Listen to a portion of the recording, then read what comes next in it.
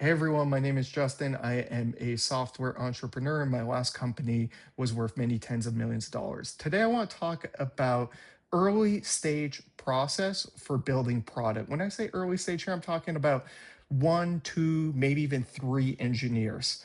So you finally have capital to hire a couple people, and now you're trying to figure out like, okay, what is the best groove for us to build in the most efficient way possible?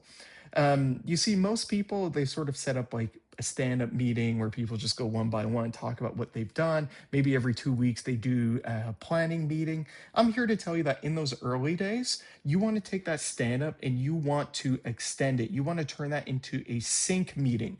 During the sync meeting, your job is to transfer the vision and the excitement and also the way you think about building to your team and train them to think like that so that later on when you add more people, they can keep that culture going.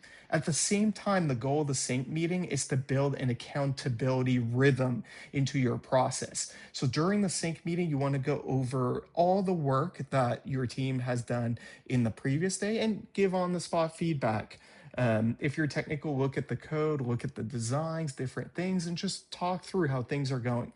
And the reason for doing this is that you really want to make sure that people are producing at the right fidelity to the right degree. So that people aren't stuck on something super myopic, then you can bring it out for them and you can say, hey, you know what, actually like this button that you've been focused on for a day, just like let's just use this like standard button, insert it there, and then let's focus on this other thing here because these customers are going to need this right away, and then we'll call that good enough. So the goal is to train your team to take a step back and for you to come in and make sure people are focused on the right things at the right degree and give sort of real-time training, real-time feedback, and also to transfer that energy which ultimately gives momentum.